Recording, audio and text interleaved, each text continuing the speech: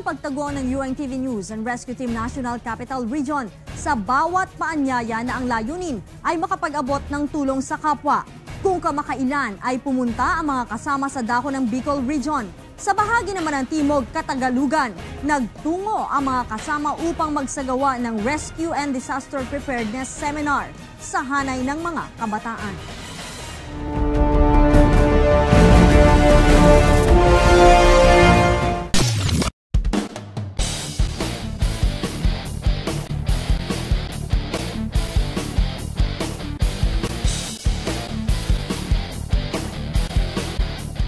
Hindi matatawaran ang pwersa ng mga kabataang nagkakaisa para sa iisang layunin, ang kanilang tinig, ang kanilang paggawa at ang kanilang magagawa.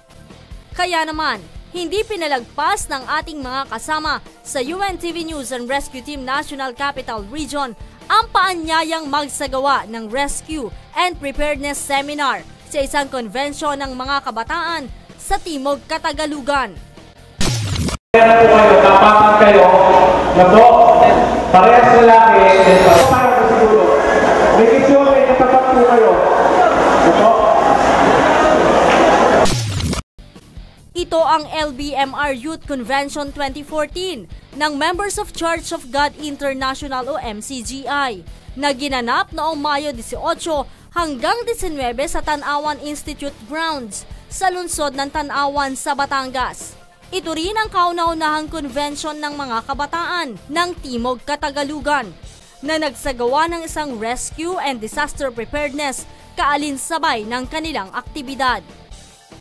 Mahigit 800 mga kabataan mula sa mga lalawigan ng Laguna, Batangas, Mindoro at Romblon ang nagtipon-tipon upang magtagisan ng lakas sa mga palarong pampalakasan at upang dumalo sa Rescue and Disaster Preparedness Seminar na isinagawa naman ng UNTV News and Rescue Team sa pagtuturo ni Mr. Angelo Jan de la Paz, isa sa mga registered nurse at emergency medical technician at siyang fire chief ng UNTV Fire Brigade. So first time namin ginawa sa Bicol Youth Convention. So siyempre alam nyo na yung mga taga-LBMR, hindi po kayo pakaulan yung mga kapatid.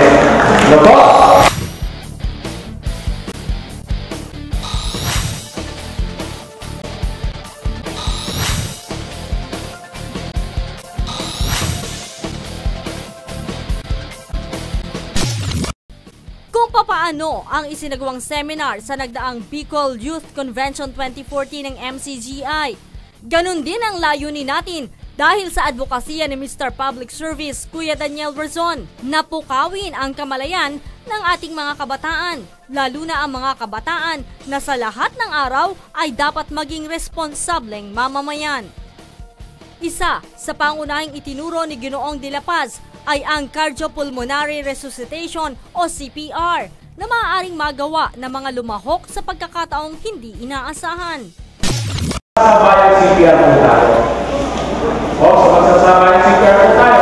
So ginagawa po namin itong CPR mga kapatid na po sa mga tao hindi tumitibok ang puso at hindi gumagana ang kanilang baka. So ang gagawin ko mga kapatid is titignan ko po muna ang safety area. So next, i-approach ko yung aking biktima. So mamaya, ganito rin po gagawin natin.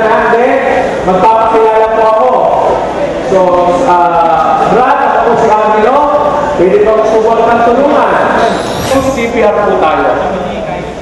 Ibig sabihin, i-compress o bobomban lang natin yung kanyang puso para may mag-circulate na dugo. Not necessarily na bibigyan na natin siya ng mouth or bibigyan na natin siya ng hangin. So, rescuers, are you ready? Yes, ready? So, ayon kay Brother Danny Navales, ang katulong ng pangangasiwa o KNP ng MCGI na nakakasakop sa Timog Katagalugan. Ito ay bilang pagtugon pa rin sa panawagan ni Mr. Public Service Kuya Daniel Razon, lalo na sa mga kabataan na ang paggawa ng mabuti ay hindi magbubunga ng masama. Layunin din ng aktibidad na ito na himukin ang mga kabataan na sumama at magnasang maging isang tagapagsagip ng buhay dahil ang lakas ng isang kabataan ay malaking karagdagan sa kabuuang bilang ng mga tagasagip buhay o rescuer, partikular na lamang sa ating bansa na isang disaster-prone area. Sa kabuuan, naging positibo ang naging tugon ng mga kabataang dumalo sa ginanap na seminar. Asahan ang laging pakikiisa ng UNTV News and Rescue Team sa bawat organisasyon na ang pangunahing adhikain ay ang makapag-abot ng tulong sa ating kapwa, anuman ang katayuan sa buhay.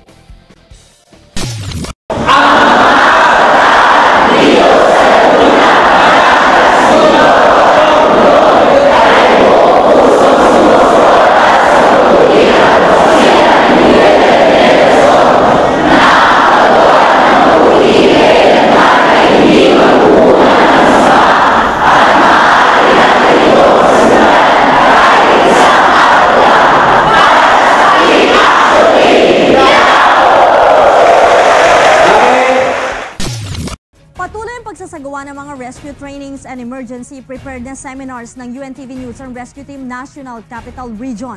Kaya naman, sakaling nais nyo makapagsagawa rin sa inyong lugar, bukas po ang aming himpilan.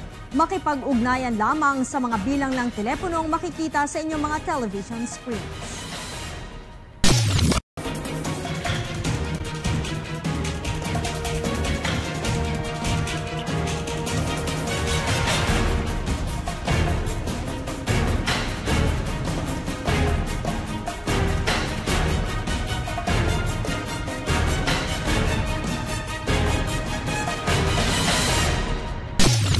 Susunod sa Quick Action Team.